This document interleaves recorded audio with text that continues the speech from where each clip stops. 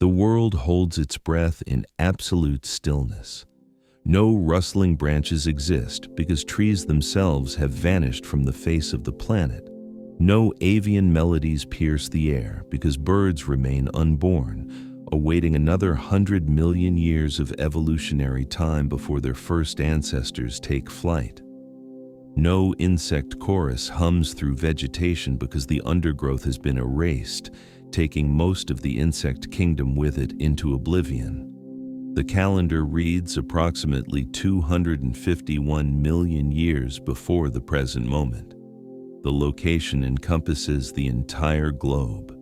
You find yourself positioned along the margins of a lifeless sea. The water temperature exceeds normal parameters, reaching nearly 40 degrees Celsius in the shallow zones where sunlight penetrates.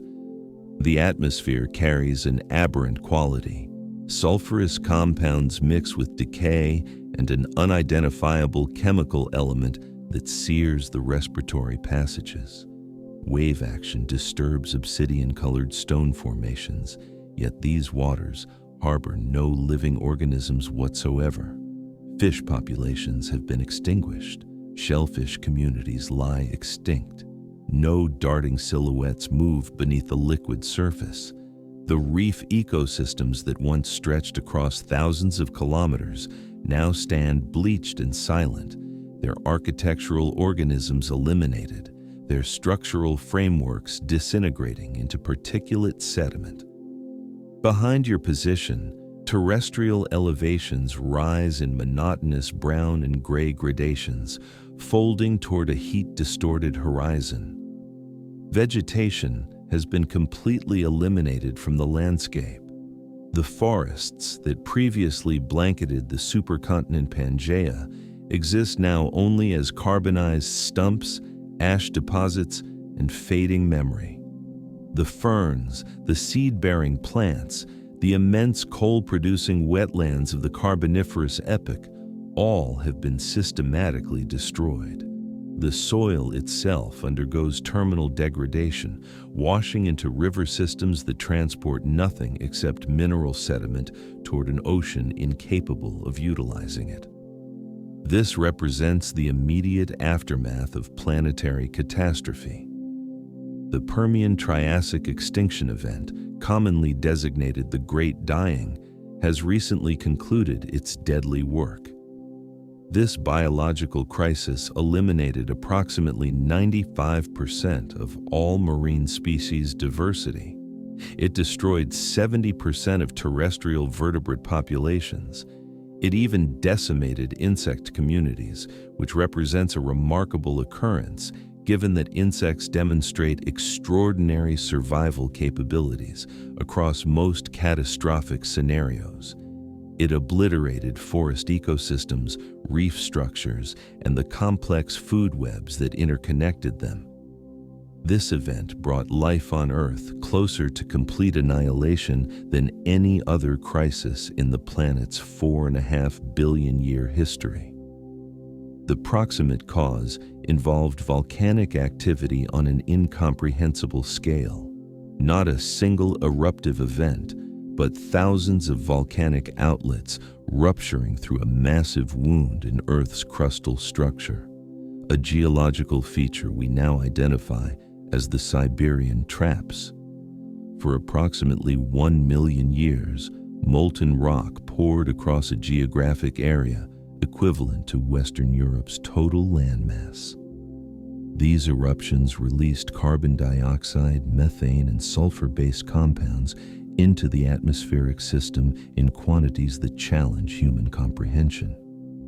The planetary climate warmed dramatically. Ocean chemistry shifted toward acidification. Oxygen concentrations plummeted throughout atmospheric and aquatic systems. The protective ozone layer thinned considerably, bathing terrestrial surfaces in harmful ultraviolet radiation. Biological populations did not perish simultaneously in a single catastrophic moment. Death arrived in successive waves across tens of thousands of years, each wave delivering more devastating impacts than the previous cycle. Species that survived the initial warming phase succumbed to the corrosive precipitation that followed. Organisms that withstood the acidic conditions eventually suffocated as oxygen availability diminished to critical levels. Those survivors that persisted through oxygen depletion ultimately starved as their food sources disappeared from ecosystems. The dying process fed upon itself, systematically unraveling the intricate web of life until only scattered remnant threads persisted. The crisis has now concluded. Volcanic activity is subsiding across the Siberian region. The atmospheric composition begins gradual stabilization processes. The ocean systems remain toxic, remain superheated, remain largely depopulated of life. However, conditions no longer deteriorate with each passing millennium. The most severe mass extinction in Earth's entire history has exhausted its destructive potential. What remains in the aftermath? Bacterial communities persist along with fungal populations. A limited assemblage of terrestrial plant species clings to riverbank margins and coastal zones where moisture occasionally accumulates. Some brachiopod and mollusk species survive in deep ocean environments where conditions proved slightly less lethal than surface waters. A few fish species endure, alongside scattered amphibian populations hiding in whatever aquatic pools they can locate. Walking across the ash-covered landscape, breathing the strange air, surviving through sheer chance, a handful of animal lineages persist. Therapsids, the mammal-like reptilian forms that dominated Permian ecosystems, exist in drastically reduced numbers. Archosaurs, the ancestral stock that will eventually give rise to crocodiles, dinosaurs, and birds, survive in small, traumatized populations. These are creatures that happen to occupy the correct geographical location with the appropriate physiological adaptations at the critical moment. These survivors possess no awareness of their survival status. They cannot comprehend that the world they remember has been permanently destroyed. They understand only that food resources have become scarce, that solar radiation seems unnaturally intense, that water sources taste contaminated, and that the vast herds they once observed have simply ceased to exist. The Triassic period commences at this moment. This geological epoch will persist for 50 million years. It will witness the restoration of forest ecosystems and reef communities. It will observe the evolutionary rise of dinosaurs, the emergence of the first mammals, the appearance of the first pterosaurs.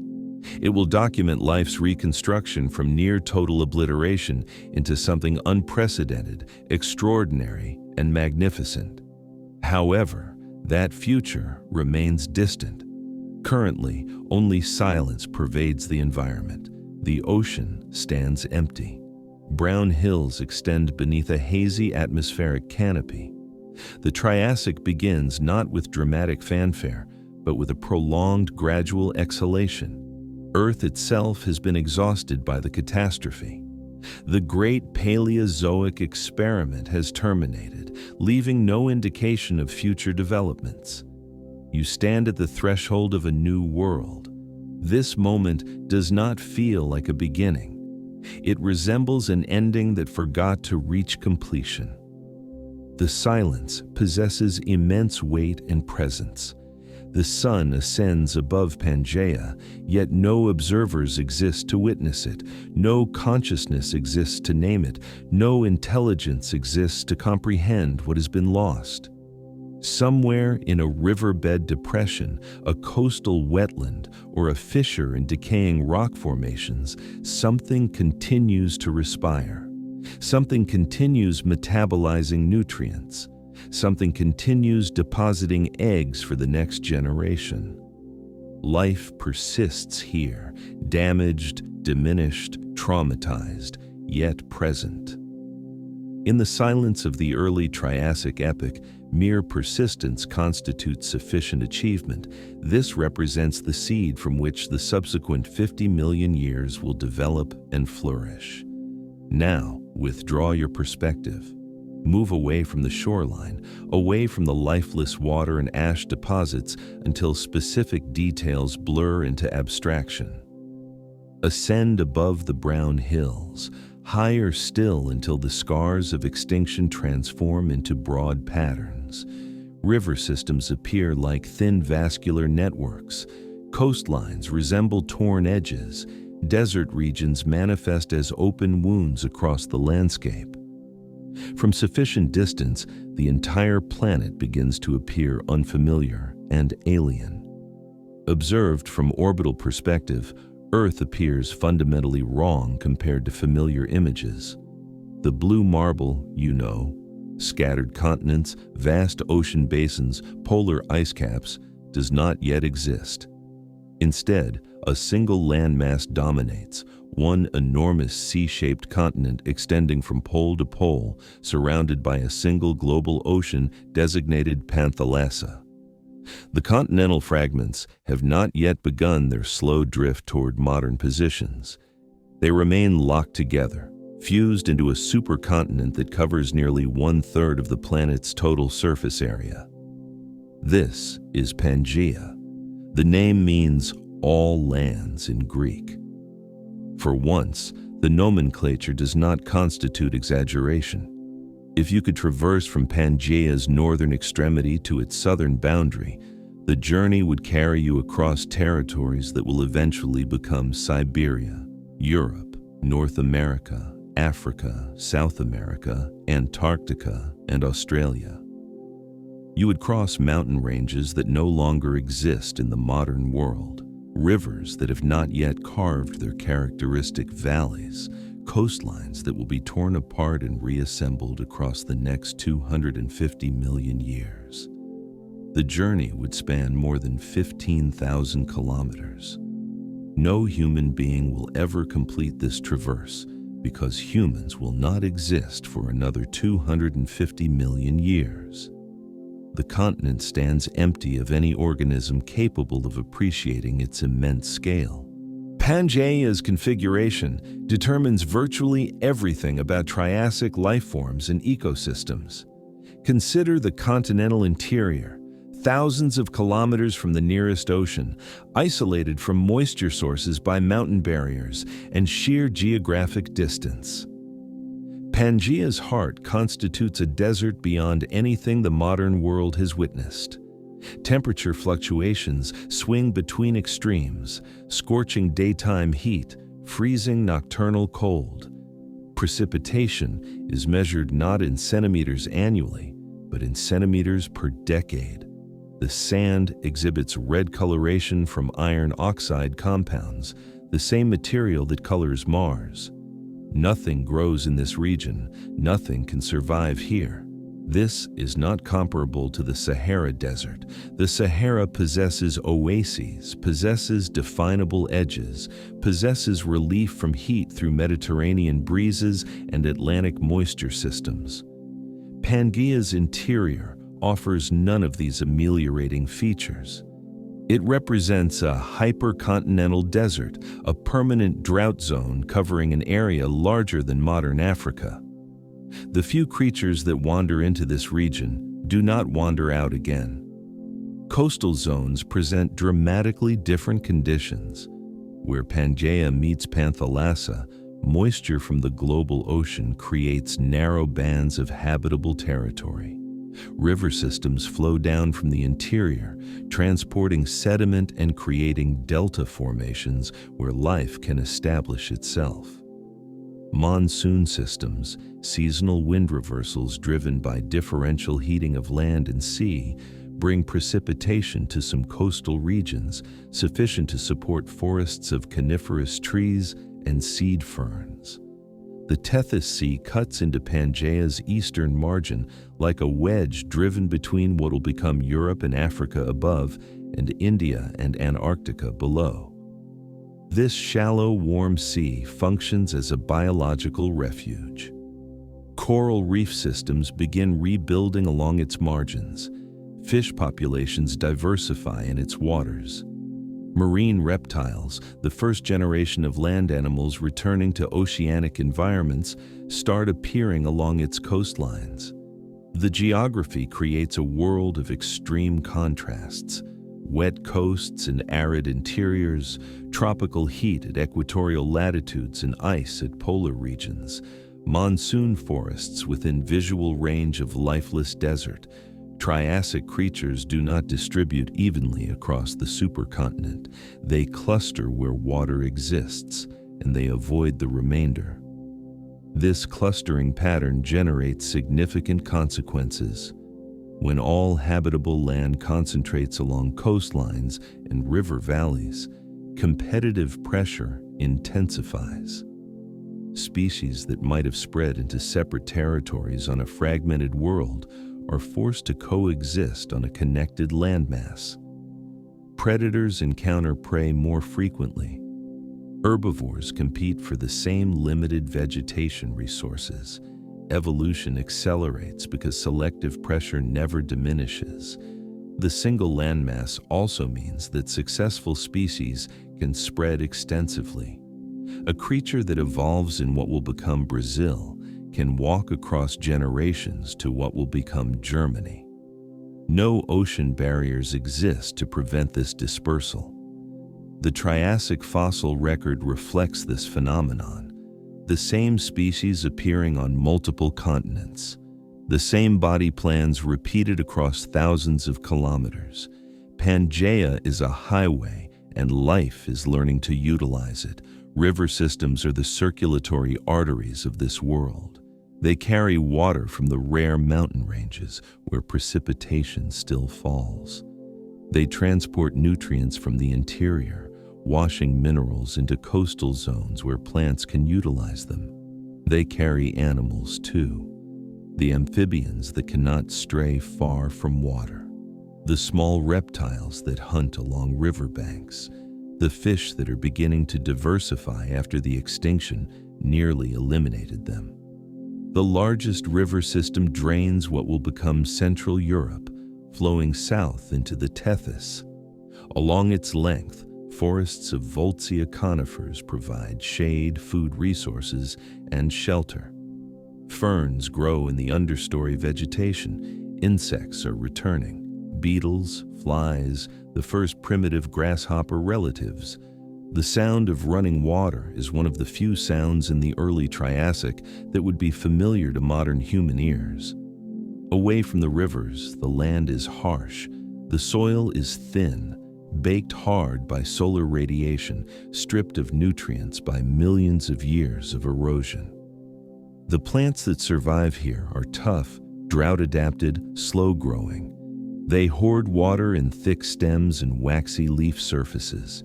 They wait for the rare rains and grow in bursts, then enter dormancy again. The animals that live in these marginal zones are survivors. They can go long periods without water. They can tolerate heat that would kill most modern reptiles. They are small because small bodies require less food and water. They are not impressive. They are not dominant. They are simply alive, which in the early Triassic constitutes achievement enough. Pangaea will not last forever. Already deep beneath the surface, the forces that will tear it apart are building.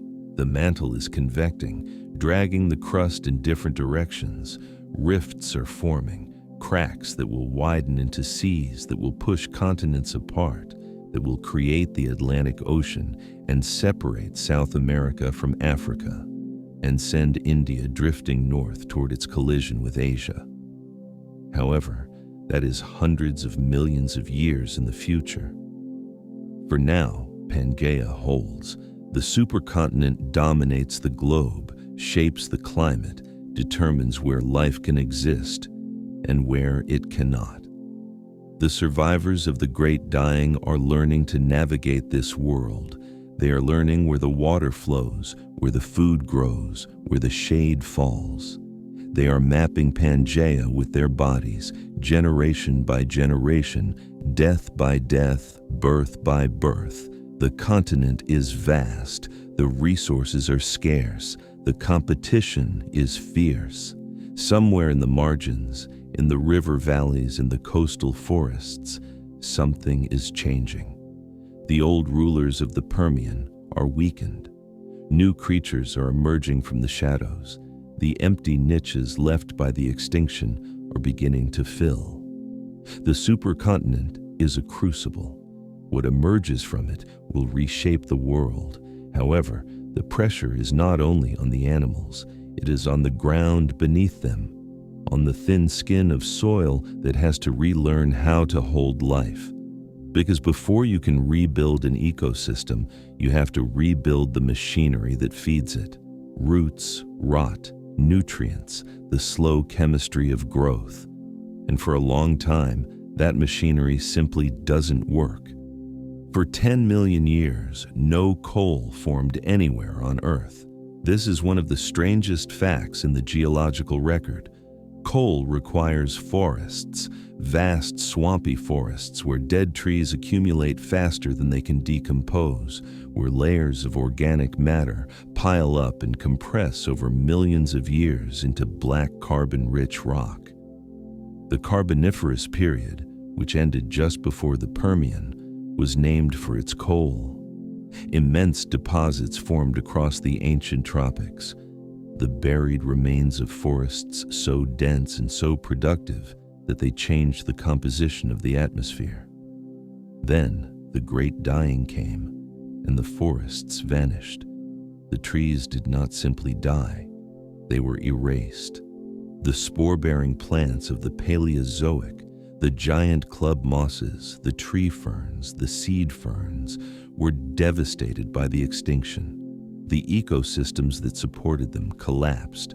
The mycorrhizal networks in the soil, the insects that pollinated them, the animals that dispersed their seeds, all of it was disrupted beyond recovery. The forests did not thin.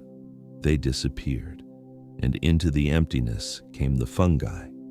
The early Triassic is sometimes called the fungal spike. Examine the rocks from this period and you find something unexpected. Enormous quantities of fungal spores, not the background level that appears in most geological samples, but a spike, a sudden dramatic increase that dwarfs everything before or after. The fungi were thriving. They had inherited the earth. This makes sense in a terrible way. Fungi are decomposers. They break down dead organic matter, fallen trees, rotting leaves, animal carcasses. In a normal ecosystem, fungi are part of a cycle. Plants grow, plants die. Fungi decompose the dead plants. Nutrients return to the soil. New plants grow. The cycle continues. The Great Dying broke the cycle. Suddenly, there were no new plants growing. The forests were dead, but the fungi were still alive, still hungry, still doing what fungi do. They consumed the dead wood. They consumed the fallen leaves. They consumed the organic matter in the soil itself. With no new growth to replace what was lost, the fungi ate through the accumulated biomass of the Permian like fire through dry grass. The result was a world without forests and without the conditions to make forests. The soil was depleted, the nutrients were gone. The complex communities of microorganisms that healthy forests depend on had been disrupted. Even if tree seeds had survived, even if spores had drifted into habitable zones, the ground was not ready to receive them. The fungi had sterilized it. This is the coal gap. For roughly 10 million years, from the end of the Permian to the middle of the early Triassic, almost no coal deposits formed anywhere in the world. The swamps did not exist.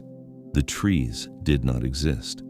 The organic productivity that coal requires simply was not there. The absence tells a story. It tells us that the recovery from the Great Dying was not just slow.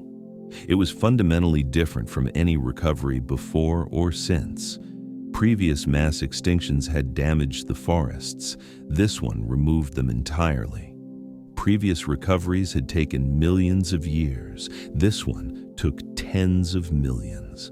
And when the forests finally returned, they were not the same forests that had existed before. The early Triassic was a world dominated by small plants. Lycopods, the diminished descendants of the giant club mosses, grew in low, scrubby stands along riverbanks.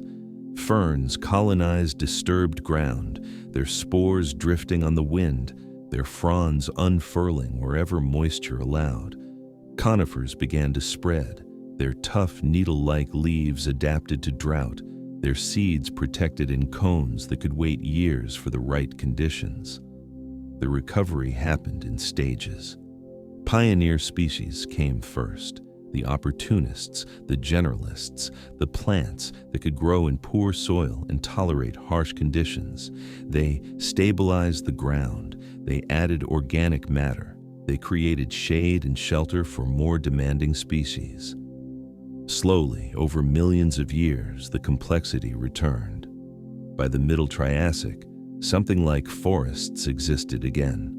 Conifers grew tall along the coasts of Pangaea. Seed ferns spread their broad fronds in the understory. The Tethys coastline became green, then dense, then productive enough to support large herbivores and the predators that hunted them. The coal gap closed. New deposits began to form. Not as extensive as the Carboniferous, but present, measurable, real. The cycle had restarted. Plants grew, plants died, organic matter accumulated, and the slow process of coal formation resumed. The fungi retreated to their normal role. They were still there, still decomposing, still essential to the ecosystem, but they were no longer dominant. The spike had passed. The world belonged to the plants again. Something had changed, though. The forests of the Triassic were not the forests of the Permian. The giant club mosses were gone forever. The tree ferns were diminished. The conifers, which had been marginal players in the Permian, were now dominant. The composition of the world's vegetation had shifted, and it would never shift back. The coal gap is a scar. It marks the depth of the wound that the Great Dying inflicted on the biosphere. It measures not just how many species died, but how completely the systems that supported them were destroyed. It shows us that extinction is not just about individual creatures. It is about networks, relationships, dependencies that take millions of years to build and can be torn apart in thousands. The fungi remember, in their way. Their spores are still there in the rock, preserved for 250 million years. They are a record of a world without forests, a world where decomposition outpaced growth, a world where the balance had tipped so far that it took 10 million years to tip back. The silence of the early Triassic was not just the silence of missing animals. It was the silence of missing trees, missing shade, missing the rustle of leaves in the wind. The world was brown and bare and waiting for the green to return. And slowly, painfully, one root at a time, it did. However, the return was uneven, patchy. A few riverbanks first, a few coastal margins, a few places where moisture lingered long enough for life to try again. And in those narrow strips of survivable land, something else happened. When the world is emptied, the winners are not always the strong. Sometimes they are simply the ones that can endure the longest, the ones that can eat almost anything, sleep almost anywhere, and keep going when everything else stops. Of all the creatures that walked through the aftermath of the Great Dying, one stands above the rest.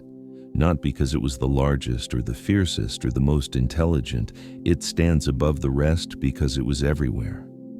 Lystrosaurus, The name means shovel lizard, a reference to its broad, flat skull and the way it probably rooted in the ground for food. It was not a lizard at all. It was a synapsid, a member of the group that would eventually give rise to mammals. It was about the size of a pig, with a barrel-shaped body, stumpy legs, and a face dominated by two downward curving tusks. It was not beautiful. It was not impressive. It looked, if anything, like something designed by a committee that had given up halfway through.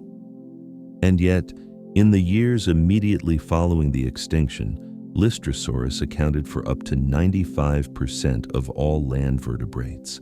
95%, not 95% of one region or one ecosystem or one ecological niche. 95% of every backbone on land everywhere on Pangaea, from what would become Antarctica to what would become Russia. The fossil record of the earliest Triassic is essentially a Lystrosaurus record with occasional interruptions. This is unprecedented. No single genus before or since has dominated the terrestrial world so completely. Today, the most abundant large mammal is probably cattle, and they account for a tiny fraction of global vertebrate biomass. Lystrosaurus achieved something that cattle, with all the advantages of human agriculture, have never approached. How? The honest answer is that we do not entirely know. Lystrosaurus had certain advantages. It could dig burrows, which may have helped it survive the environmental extremes of the extinction: the heat, the low oxygen, the toxic atmosphere. Burrows offer stable temperatures, protection from UV radiation, and refuge from predators. A creature that could dig might have found pockets of survivability that surface dwellers could not. Lystrosaurus was also a generalist. Its teeth and jaw structure suggest it could eat a variety of plant material: roots, tubers, stems, whatever it could find. In a world where most plants were dead and the survivors were scattered and unpredictable, generalism was an advantage. A creature that needed a specific food source would have starved. Lystrosaurus ate what was available. It may also have had physiological advantages we cannot detect from fossils. Some researchers have suggested that Lystrosaurus had a relatively high metabolic rate for a synapsid, allowing it to remain active in conditions that would have left cold-blooded reptiles sluggish. Others have proposed that its barrel chest housed unusually large lungs, helping it cope with the low oxygen atmosphere of the early Triassic. These are educated guesses. The soft tissues are gone and we are left with bones and inferences. What we know for certain is the result. Lystrosaurus spread across Pangaea like no animal before it. Its fossils appear in South Africa, Antarctica, India, China, and Russia, locations that were connected in the Triassic but are scattered across the globe today. Wherever paleontologists dig into earliest Triassic rocks, they find Lystrosaurus. It is the signature fossil of the extinction's aftermath, the face of a world emptied of almost everything else. There's a term for this: disaster taxon. A disaster taxon is a species that thrives in the immediate aftermath of a catastrophe, filling the vacuum left by mass death. Disaster taxa are usually generalists, usually tough, usually unspectacular. They do not outcompete other species. They simply survive when others do not, and their populations explode into the empty space. Lystrosaurus is the most successful disaster taxon in the history of complex life. The world it inherited was not a world of opportunity. It was a world of scarcity. Food was limited. Water was unpredictable. Predators were few. The extinction had killed most of them. But so were the resources that predators would have competed for. Lystrosaurus did not thrive because conditions were good. It thrived because it could tolerate conditions that were terrible. the dominance did not last. As the Triassic progressed, as the forests recovered and the ecosystems rebuilt themselves, Lystrosaurus faded. New species evolved to fill the niches that were opening up. Herbivores diversified, predators returned. The 95% dominance dropped to 90, then 80, then 50, then something more normal. By the Middle Triassic, Lystrosaurus was just another genus, no more common than many others. And then it was gone. The last Lystrosaurus disappears from the fossil record sometime in the Middle Triassic, perhaps 245 million years ago. The shovel lizard that had inherited the Earth left no descendants. Its lineage ended. The mammal-like synapsids continued, eventually producing true mammals. But Lystrosaurus itself was a dead end, a survivor that did not survive long enough to matter. This is the paradox of disaster taxa. They win the immediate aftermath, but they rarely win the long game. The traits that make them successful in a devastated world, generalism, toughness, tolerance, are not the traits that make species successful in a recovered world. When complexity returns, when niches differentiate, when competition intensifies, the specialists outcompete the generalists. The disaster taxon fades, replaced by creatures better adapted to the new normal. Lystrosaurus had its moment. For a few million years, it was the most successful large animal on Earth. It walked across Pangaea in numbers that may never be equaled. It defined an era, and then the era ended, and Lystrosaurus ended with it. The fossils remain. They are found on every continent except North America and Europe, a distribution that tells us more about continental drift than about the animal's actual range. Paleontologists still dig them up, still study them, still argue about what made this unremarkable-looking creature so extraordinarily successful. The shovel lizard does not answer. It lies in the rock, tusked skull and barrel body, frozen in the moment of its improbable triumph. However, the world does not stay empty for long. The green is returning. The niches are opening. The quiet margins, riverbanks, coastal flats, damp pockets of soil that never quite gave up, are starting to thicken with life again. And with that return comes pressure. New competitors are emerging from the edges, creatures that will not settle for mere survival, creatures built not just to endure a devastated world, but to take advantage of a recovering one. To see them, you don't look for a new predator first, you look for a new kind of plant. 50 million years is a long time to wait for a forest. But the wait is ending. The brown hills of the early Triassic are changing color. Along the river valleys, in the coastal margins, on the slopes where moisture collects, green is returning. Not the dense dripping green of the Carboniferous, not the great coal swamps that once stretched across Pangaea. Something different, something tougher, something that has learned from the death of everything that came before. The conifers are leading the way. They grow slowly, these early Triassic trees. Their trunks are thick, their bark is heavy, their needles are coated with wax to prevent water loss.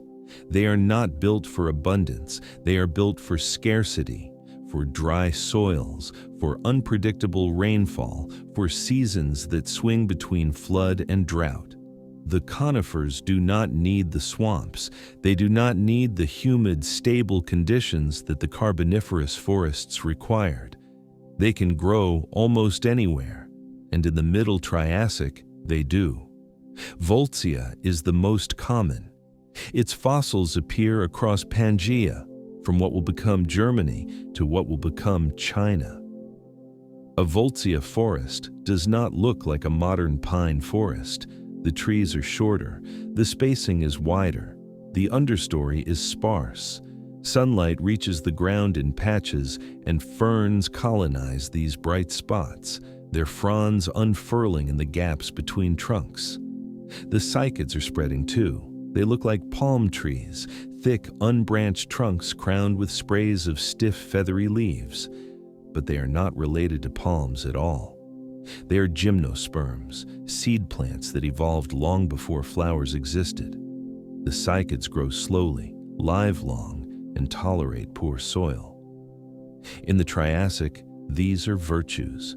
Seed ferns fill the understory. Ginkgos appear along waterways, their fan-shaped leaves bright against the darker needles of the conifers. Horsetails grow in dense stands wherever the ground is wet, their hollow, jointed stems reaching toward the light. The vegetation is not diverse by modern standards, but it is vegetation. It is green. It is alive. And where the plants go, the insects follow. The Great Dying had been hard on insects. Not as hard as on marine life, not as hard as on large land vertebrates, but hard enough. Many lineages vanished. The great dragonflies of the Carboniferous, with wingspans approaching a meter, were gone. The diverse beetle fauna of the Permian was decimated. The recovery took millions of years. By the Middle Triassic, the recovery is well underway. Beetles are diversifying, hundreds of species filling roles as decomposers, herbivores, predators.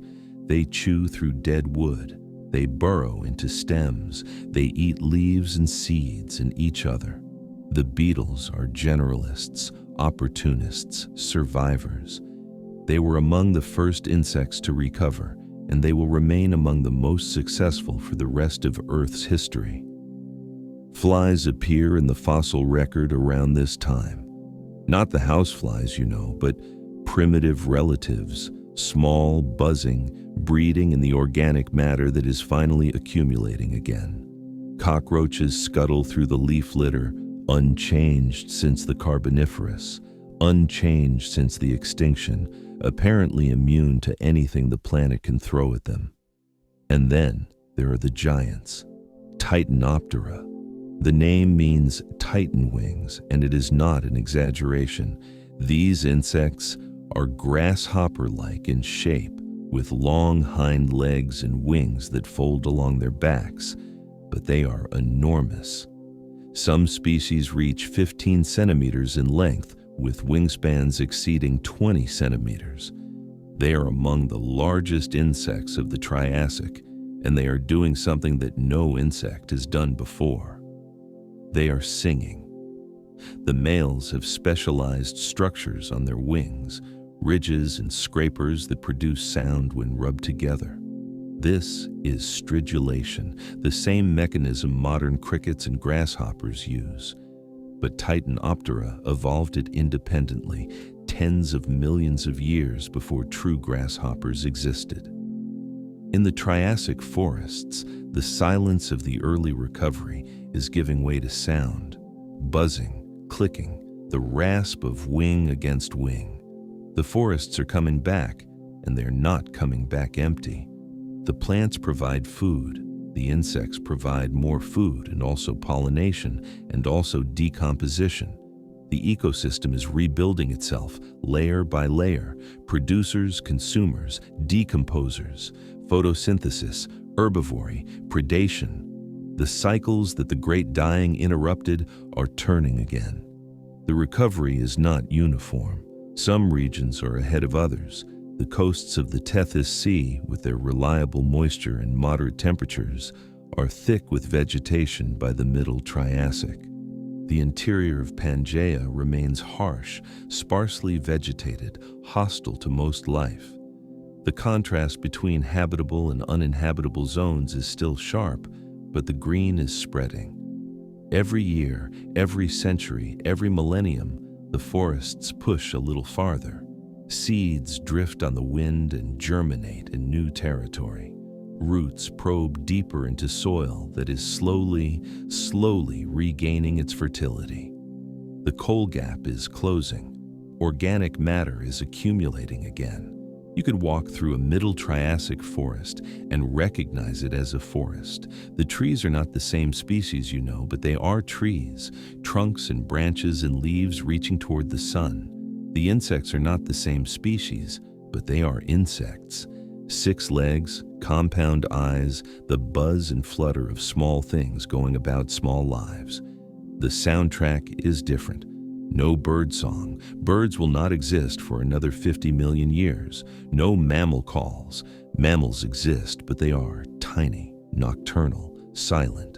The dominant sounds are the insects and the wind, the rustle of needles, the crack of a dead branch falling, the distant rumble of thunder over the interior desert. The forest does not know what is coming. The trees do not know that they are setting a stage. The insects do not know that larger creatures are watching from the margins, waiting for the green to spread far enough, thick enough, productive enough to support something bigger. But the larger creatures do know one thing. They can feel the change. More cover, more prey, more places to hide, to hunt, to raise young. The world is finally offering enough energy to support ambition. The archosaurs are stirring. And when archosaurs compete, the contest isn't decided only by teeth or size. It's decided by mechanics, by how a body moves through heat and mud and long drought, how it accelerates, how it turns, how it holds itself up day after day. The evolutionary arms race is about to begin, and the difference is in the ankle. It seems like a small thing, a few bones, a joint, a hinge that bends one way instead of another. But in the Triassic, this small thing will determine everything. It will decide who rules the land for the next 200 million years. It will separate the lineage of crocodiles from the lineage of dinosaurs and birds. It will create 2 evolutionary dynasties from a single ancestor and set them against each other in a competition that only one can win. The archosaurs are rising. They emerged in the late Permian, just before the extinction. A new kind of reptile with something the others lacked, an upright posture. Earlier, reptiles sprawled, their legs splayed out to the sides, their bellies close to the ground. Archosaurs stood taller. Their legs were positioned more directly beneath their bodies, allowing them to walk and run more efficiently. This was an advantage in the Permian. In the devastated world of the early Triassic, it became a ticket to dominance. By the middle Triassic, archosaurs are everywhere. They have filled the niches left empty by the extinction. They are the hunters and the hunted, the large and the small, the fast and the slow. They are diversifying at a rate that the fossil record can barely capture, and they are splitting in 2. The division happens at the ankle. One group develops a hinge-like joint that allows the foot to rotate in a simple up and down motion. Efficient for running, good for speed, ideal for pursuit predators and agile prey. This group is called Avametatarsalia, the bird-footed archosaurs. They are the ancestors of pterosaurs, dinosaurs, and eventually birds. The other group develops a different ankle with a peg and socket arrangement that allows more complex rotation. This design is better for power than for speed, suited to ambush predators and heavily armored bodies. This group is called Pseudosuchia, the false crocodiles. They are the ancestors of modern crocodilians. But in the Triassic, they are far more than crocodiles. The split happens silently, without drama, in some forgotten swamp or riverbank. No one witnesses it. No one understands its significance. It is just another variation in a world full of variations, another fork in a road that has 1,000 forks. The consequences will take millions of years to unfold. For now, both lineages are thriving. The Pseudosuchians are especially impressive. They are not the flat aquatic ambush predators that crocodiles will become. They are upright, active terrestrial hunters. Some walk on 4 legs, some on 2. Some are armored with bony plates called osteoderms. Some reach lengths of 5 meters or more. The pterosaurs are among the strangest. They are heavily armored herbivores. Imagine an armadillo the size of a car with a pig-like snout and rows of bony plates covering their backs and flanks. They are the tanks of the Triassic, built for defense rather than speed, grazing on the recovering vegetation while their armor protects them from predators. The Pseudotsuchians dominate the Middle and Late Triassic in ways that early dinosaurs cannot match. The Rauisuchians, in particular, are the apex predators of their time. Postosuchus reaches 4 to 5 meters in length with a massive skull and serrated teeth. It walks on 4 legs but can rear up on 2. It looks like a carnivorous dinosaur, hunts like a carnivorous dinosaur, but it is not a dinosaur. It is a pseudosuchian. This is convergent evolution at work. 2 unrelated groups arriving at similar solutions to similar problems. The Avametatarsalia are not idle. They are evolving too, developing their own innovations. The pterosaurs take to the air, becoming the first vertebrates to achieve powered flight. The early dinosaurs refine their upright posture, their hollow bones, their efficient respiratory systems. They are building something, though it is not yet clear what. The ankle seems trivial. A joint is just a joint, but the ankle determines how an animal moves, how it hunts, how it escapes. The Pseudosuchian ankle is powerful but limited. The Avametatarsalia ankle is simpler but faster. In a world where both designs work well, neither has a decisive advantage. The Triassic will not last forever. Conditions will change, and when they do, the ankle will matter. For now, the 2 lineages share Pangaea. The Rauisuchians hunt in the forests. The pterosaurs graze along the rivers. The phytosaurs, crocodile-like predators but actually pseudosuchians, lurk in the waterways. The early dinosaurs scurry in the underbrush, eating insects, avoiding the larger predators, growing slowly, diversifying quietly. The war is not yet a war. It is a competition, a parallel evolution, a slow divergence that will only become visible in hindsight.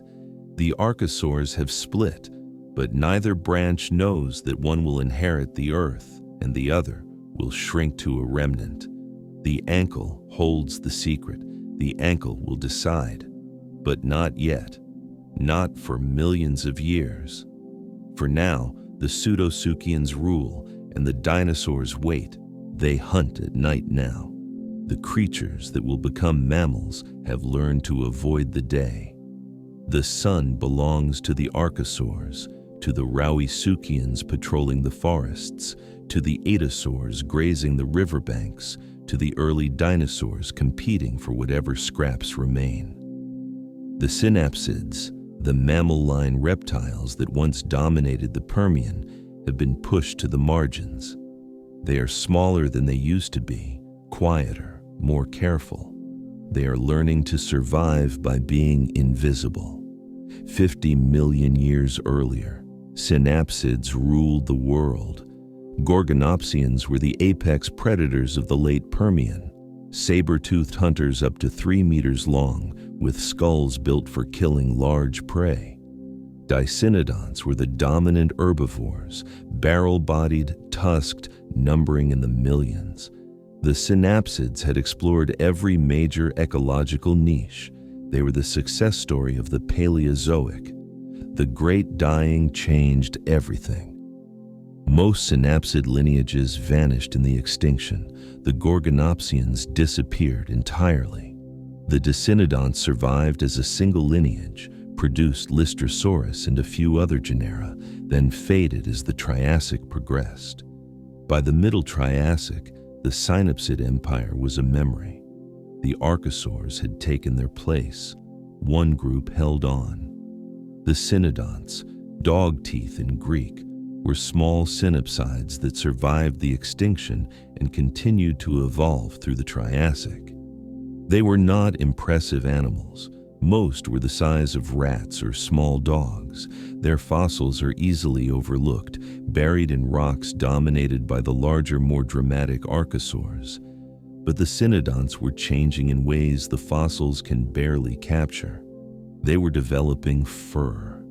Not the heavy coats of modern mammals, not at first, but sparse coverings of hair-like structures that provided insulation. Fur does not fossilize well. It decays too quickly, leaves too little trace. We infer its presence from other evidence: the pits on cynodont skulls that housed whiskers, the bone structures that suggest facial muscles capable of moving those whiskers, the general body plan that makes no sense without some form of insulation. Whiskers mean fur. Whiskers mean a creature that hunts by touch, that navigates in darkness, that relies on senses other than sight. Whiskers mean a nocturnal animal. They were developing warm blood. Again, the evidence is indirect. Warm-blooded animals need more food than cold-blooded animals of the same size, but they can remain active in conditions that would leave reptiles sluggish. The bone structure of cynodonts shows rapid growth rates, consistent with high metabolic demands. Their teeth were differentiated in sizes, canines, molars, allowing them to process food more efficiently, extracting more energy from each meal. The nasal passages of advanced cynodonts were complex, with turbinate bones that warmed and moistened air before it reached the lungs. These are the anatomical signatures of endothermy, of a body that generates its own heat. The cynodonts were becoming mammals. Not mammals yet. True mammals would not appear until the very end of the Triassic or the beginning of the Jurassic. But the foundation was being laid. Warm blood, fur, specialized teeth, enhanced senses. The package that would eventually produce mice and whales and humans was assembling itself piece by piece in animals the size of your hand. Why shrink? Why retreat into the night? The answer is competition. The archosaurs had won the day. They were faster, larger, better adapted to the warm Triassic climate. A cold-blooded archosaur basking in the sun could reach operating temperature quickly, could hunt and feed and reproduce while the sun was high. A synapsid trying to compete in the same niche would lose, but at night, the equation changed. Cold-blooded animals slow down when temperatures drop. Their muscles grow sluggish. Their reactions falter. The archosaurs that dominated the day became vulnerable at night, retreating to burrows and hiding spots to wait for sunrise. A warm-blooded animal does not slow down. Its internal furnace keeps burning, keeps the muscles ready, keeps the brain sharp. At night, in the cool hours before dawn, a small, warm-blooded cynodont could hunt while its archosaur competitors dozed. The nocturnal niche was open. The cynodonts took it. The price was size. Large bodies are hard to fuel. A warm-blooded animal needs to eat constantly, needs to find food in quantities that scale with body mass. A large, warm-blooded cynodont would need more food than the Triassic night could provide. Small bodies are more efficient. They lose heat faster, yes, but they need less fuel. The cynodonts shrank because shrinking was the only way to make the metabolic math work. They shrank, and they survived. The night world of the Triassic is invisible to us. The fossils preserve bones, not behavior. They preserve teeth, not the sounds of small creatures rustling through leaf litter in the dark. But we can reconstruct it, in outline at least. Small, furry synapsids emerging from burrows as the sun sets, hunting insects, worms, maybe the eggs of sleeping archosaurs, moving quickly, nervously, always alert for the larger predators that might still be active. They were not successful by any measure the Triassic would have recognized. They did not dominate. They did not diversify into hundreds of species. They clung to a narrow niche, generation after generation, while the archosaurs carved up the daylight world without them. This is not a victory. It is a holding action. But holding actions sometimes win wars. The Cynodonts were building something in the Triassic darkness, a body plan, a physiology, a way of life that would prove extraordinarily durable. They did not know it. They were just surviving, night by night, meal by meal. The archosaurs ruled the Triassic. The dinosaurs would rule the Jurassic and Cretaceous, and then, 66 million years ago, an asteroid would fall, and the night dwellers would inherit the Earth. That is far in the future. For now, the Cynodonts hunt in darkness, grow fur in silence, and wait. The waiting will be worth it. But not all innovation happens on land. Along the shoreline where two worlds meet, another revolution is underway. The coast of the Tethys Sea stretches for thousands of kilometers along the eastern edge of Pangaea. And along this coast, something remarkable is happening. Reptiles are going back to the water.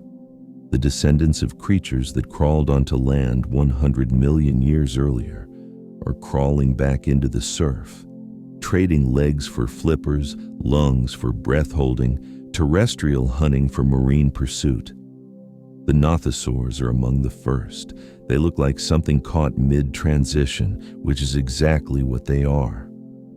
A nothosaur has 4 limbs, but they are not quite legs and not quite flippers. Elongated, webbed, capable of both walking on land and paddling through water.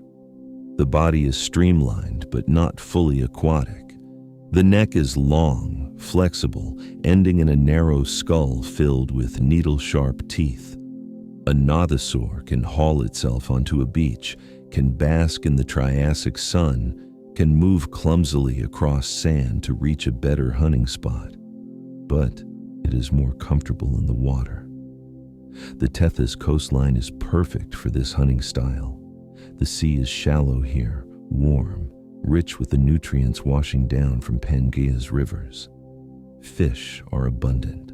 Cephalopods, the ancestors of squids and octopuses, drift in the open water. Shellfish cling to the rocky substrate. The reef systems that were destroyed in the extinction are slowly rebuilding, creating habitat complexity that supports a growing food web. The ichthyosaurs would take this transition to its ultimate conclusion. By the end of the Triassic, ichthyosaurs had reached sizes that rival the largest animals ever to live on Earth, up to 25 meters long, the length of a blue whale. They were not the sluggish, shore-bound hunters of the early marine reptiles. They were fast, fully aquatic, born in the water and dying in the water, never touching land from birth to death. Look at an ichthyosaur skeleton, and you see a creature built for speed. The body is streamlined, tapered at both ends, shaped like a torpedo. The limbs have become flippers.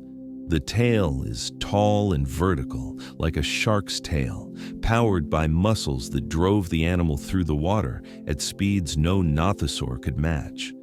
The eyes are enormous. In some species, the eye sockets measure more than 25 centimeters across, the largest eyes of any known animal, living or extinct. Large eyes gather more light, see better in dim conditions, detect motion at greater distances. The ichthyosaurs were visual hunters, tracking prey in the blue twilight of deep water, diving to depths that modern whales would recognize. They gave birth to live young. We know this because fossils preserve the moment. Adult ichthyosaurs with embryos still inside them, juveniles emerging tail first, like modern dolphins. A creature that cannot return to land cannot lay eggs on a beach. The ichthyosaurs solved this problem the way whales would solve it 200 million years later. They kept their babies inside until they could swim. In April 2024, a team led by paleontologist Dean Lomax announced the identification of one of these giants. The story began years earlier on a beach in Somerset, England. A fossil collector named Paul de la Salle noticed something unusual in the rocks, a massive bone, weathered and fragmentary, but clearly from something enormous. Over the following years, more pieces emerged. What they found was a jawbone more than 2 meters long, belonging to an ichthyosaur that may have measured 25 meters from snout to tail. They named it Ichthyotitan severnensis, giant fish lizard of the Severn. The species lived approximately 202 million years ago, at the very end of the Triassic period. It was among the last of the giant ichthyosaurs, one of the largest marine reptiles ever to exist. The discovery had an unexpected contributor. Ruby Reynolds, an 11-year-old girl walking the Somerset beach with her father, who spotted a piece of the jawbone jutting from the rock. Science sometimes works this way, with professionals analyzing and publishing, but the first eyes on a fossil often belonging to amateurs, farmers, hikers, children on beaches. The sky also beckons. Something new moves against the Triassic sky. It is not a bird. Birds will not exist for another 50 million years. It is not an insect, though insects have been flying for hundreds of millions of years. It is something that has never existed before, something that evolution has just invented. The pterosaurs are the first vertebrates to achieve powered flight, not gliding, which many animals can do by spreading membranes to slow their fall, but true powered flight, wings that beat, muscles that sustain the motion, a body redesigned from the ground up to defy gravity. The wing is made of membrane, a thin sheet of skin and muscle stretched between an enormously elongated fourth finger and the body. The other fingers remain small, functional, capable of grasping and climbing, but the fourth finger has become something extraordinary, a single bone longer than the entire arm, supporting a wing surface that can catch air and push it down. Pterosaur bones are hollow, thin-walled, filled with air sacs that reduce weight while maintaining strength. The breastbone has expanded into a massive plate, anchoring the flight muscles. The skeleton is a study in compromise, strong enough to withstand the stresses of flight, light enough to get off the ground. The first pterosaurs are small.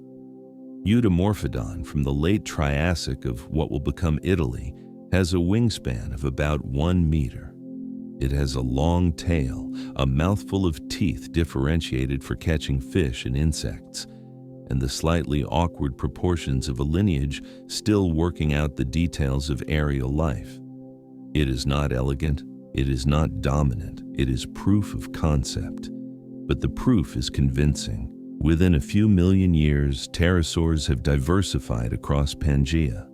They are fishing in the shallows of the Tethys Sea. They are snatching insects from the air above the conifer forests. They are doing something that no vertebrate has ever done, living in 3 dimensions, exploiting a niche that was previously occupied only by insects.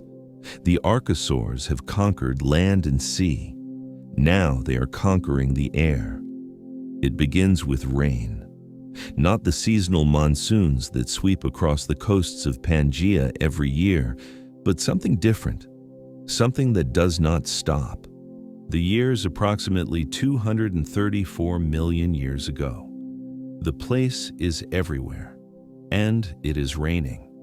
The Carnian pluvial episode is one of the strangest climate events in Earth's history. For roughly 2 million years, the planet becomes dramatically, persistently wet. The arid interior of Pangaea, the great red desert that has dominated the supercontinent for tens of millions of years, begins to shrink. Rivers swell. Lakes form where there were none. The brown gives way to green. We see it in the rocks. The sediments of the Middle Triassic are dominated by red beds, oxidized iron-rich deposits that form in dry conditions. Then, abruptly, the rocks change. Dark mudstones appear, rich in organic matter. Coal seams form for the first time since the early Triassic recovery. Fossil soils show evidence of waterlogging, of swamps, of conditions utterly unlike what came before. The cause was volcanic. The Wrangellia Large Igneous Province, a massive outpouring of lava in what is now western North America, erupted during the Carnian. The eruptions released enormous quantities of carbon dioxide into the atmosphere, triggering a greenhouse effect that warmed the planet and intensified the hydrological cycle. Warmer air holds more moisture. More moisture means more rain. The feedback loop spiraled until the entire climate system shifted into a new state. For the creatures of the Middle Triassic, this was catastrophe. The archosaurs that had adapted to arid conditions found their world transformed. The niches they had filled were changing beneath their feet. Extinction rates spiked. Not a mass extinction on the scale of the Great Dying, but a significant pulse of species loss. The Carnian pluvial episode was a filter, removing species that could not adapt to the new conditions, creating openings for species that could. The openings favored the dinosaurs. This is where the story turns. The dinosaurs had been present since the Middle Triassic, small and marginal, overshadowed by the Rauisuchians and other pseudosuchians. They were not dominant. They were survivors, filling whatever niches the larger archosaurs left behind. The rains changed everything. The new, wetter environments favored different body plans, different metabolisms, different survival strategies. The dinosaurs, for reasons we do not fully understand, were better suited to these conditions than their pseudo-Suchian competitors. Perhaps their respiratory systems, more efficient, more flexible, gave them an advantage in the humid, oxygen-variable atmosphere. Perhaps their upright posture was better adapted to the soft, waterlogged ground. What we know is the result.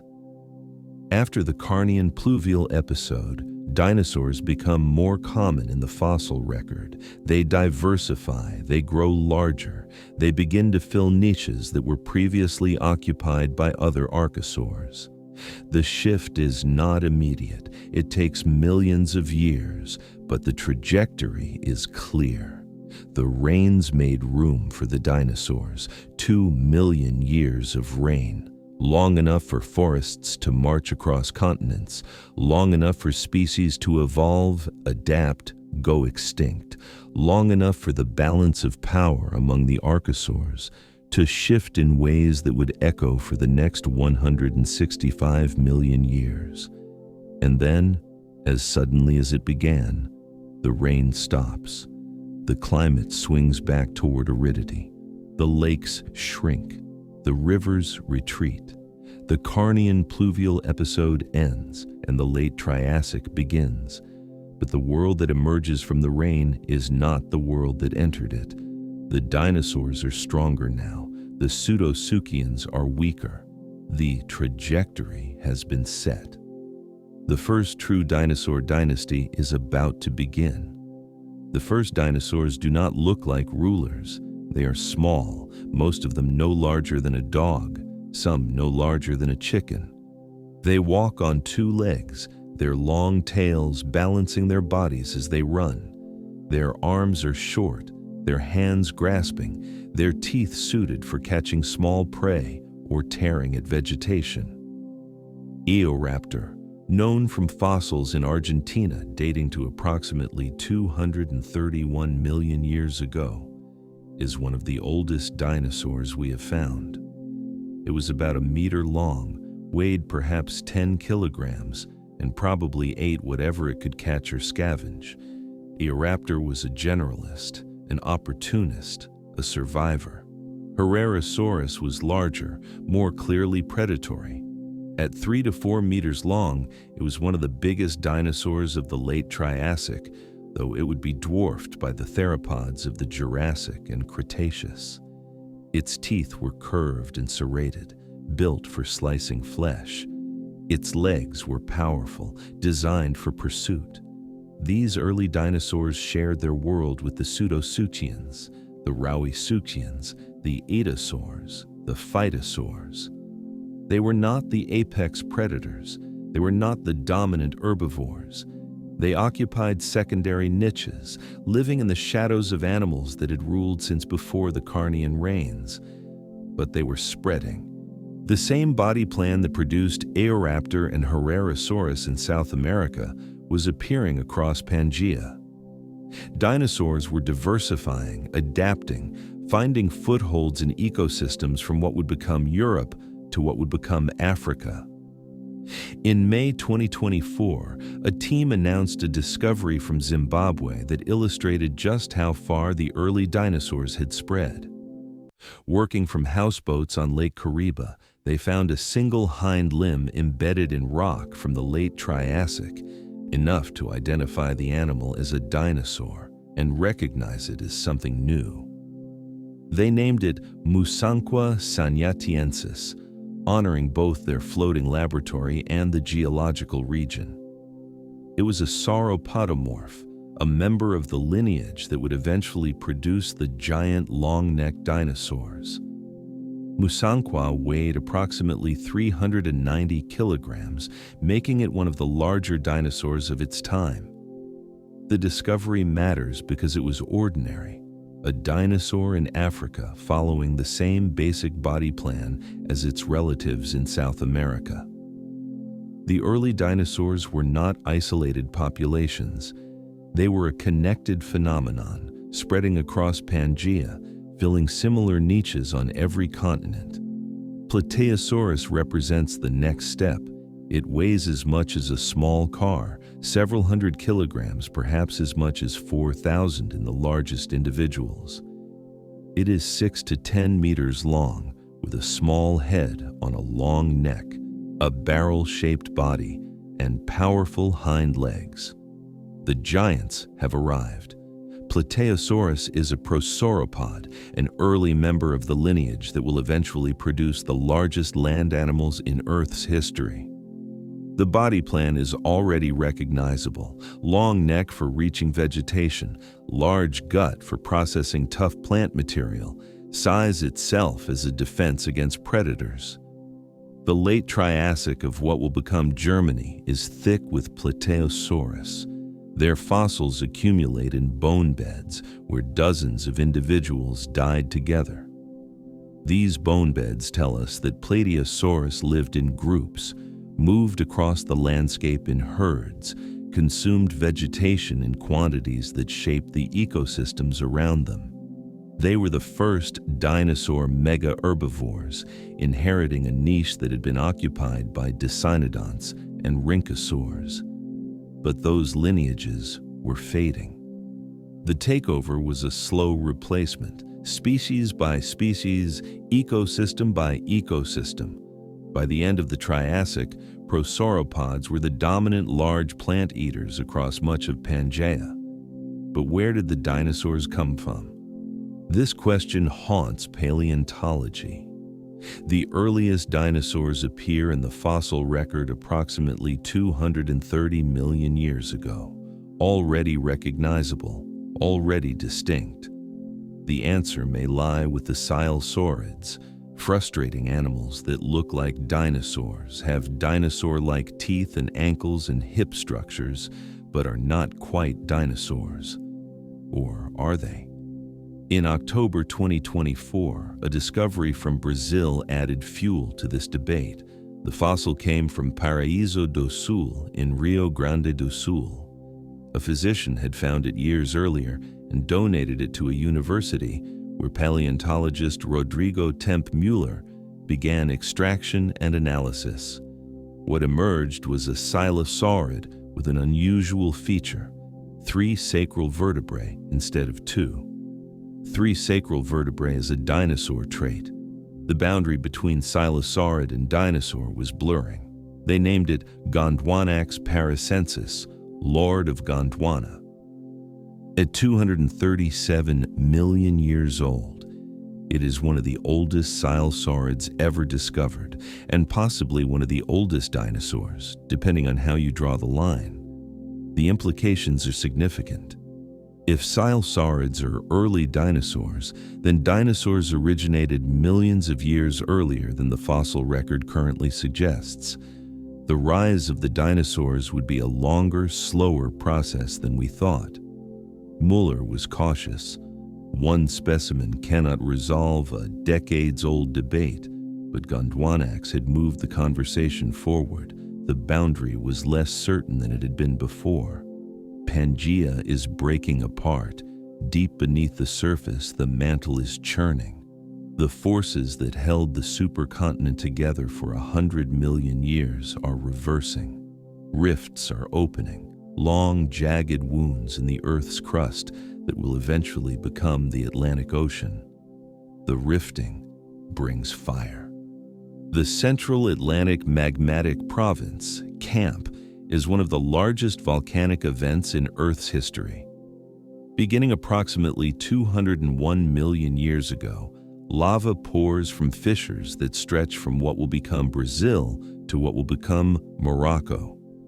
The eruptions continue for roughly 600,000 years. They cover more than 11 million square kilometers with basalt.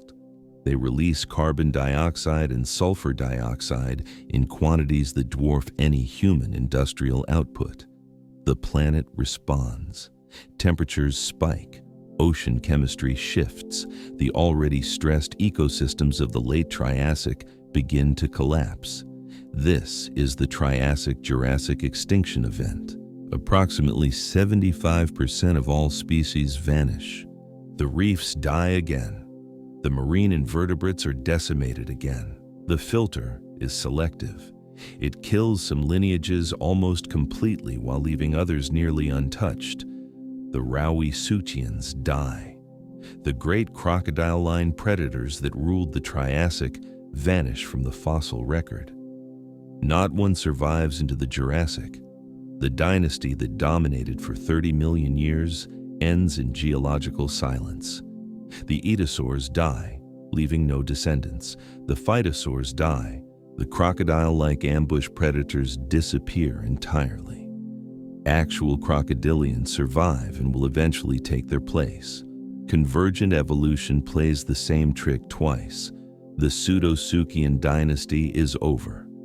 The crocodile line is reduced to a remnant, small, aquatic, marginal survivors that will persist but never again rule the land.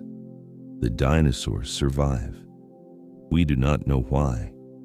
The same volcanic winter that killed the Rauisuchians should have killed the theropods. Perhaps it was respiratory efficiency. Dinosaurs had air sac systems like modern birds that allowed them to extract oxygen more effectively. Perhaps it was growth rate. Dinosaurs grew quickly, reaching reproductive age faster. Perhaps it was luck. Whatever the reason, the result is clear. When the volcanic winter ends, when the skies clear and the oceans stabilize, the dinosaurs are there. The Pseudosuchians are not. The Jurassic belongs to the dinosaurs. They will rule for 135 million years. They will produce the largest land animals ever to exist. They will spread across every continent, fill every terrestrial niche, evolve into forms that the Triassic could never have imagined. Tyrannosaurus and Triceratops, Brachiosaurus and Velociraptor, all of it flows from this moment, from the end of the Triassic, from the extinction that cleared the board and let the dinosaurs inherit the Earth. The Triassic is over. It lasted 50 million years. It began in the silence after the Great Dying and ended in the fire of the CAMP eruptions. It saw the recovery of life from near total annihilation. It saw the rise of the archosaurs, the conquest of land and sea and sky, the emergence of body plans that would dominate for the rest of the Mesozoic. The forests that grew back from the fungal spike are still here, though the species have changed. The oceans that were empty and toxic are full of life again. The niches that the extinction created have been filled, emptied, and filled again. The cynodonts survived too, the small, furry, nocturnal creatures that hid from the archosaurs will continue to hide, will continue to evolve, will continue to wait. Their time will come, but not for another 135 million years, not until another extinction clears another board. The pterosaurs survived. They will grow larger in the Jurassic and Cretaceous, will produce the largest flying animals ever to exist, will rule the skies until the birds finally replace them. The ichthyosaurs survived, though the giants did not. Smaller species will swim the Jurassic seas for another 100 million years before fading. The story continues. The Triassic is only a chapter, but what a chapter it was. The night is quiet now. The volcanoes have stopped.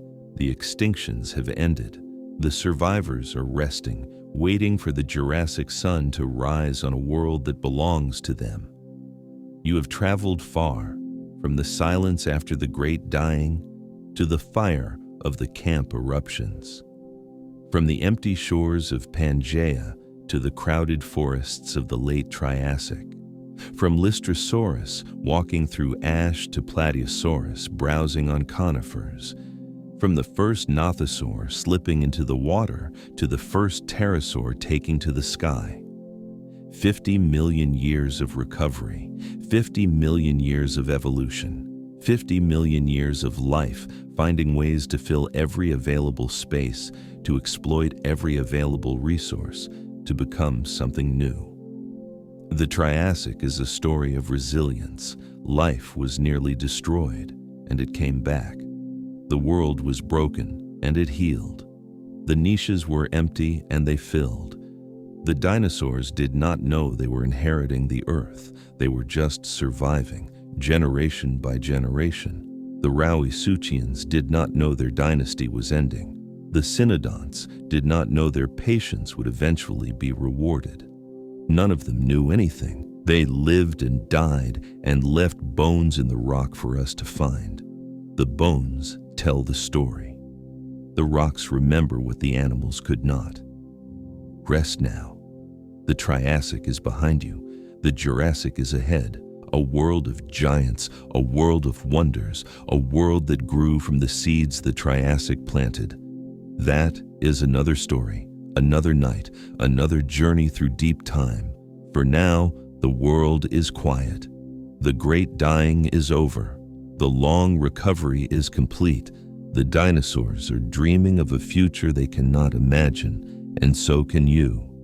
The Triassic will still be there in the morning. The fossils will still be waiting in the rock. The story will still be unfolding, one discovery at a time, one bone at a time, one patient scientist at a time. Sleep now. The Earth has been spinning for 4.5 billion years. It will keep spinning while you rest. The continents will drift a few more centimeters. The stars will wheel overhead. The deep time that holds the Triassic will hold you too, for this small moment in the quiet dark. Good night.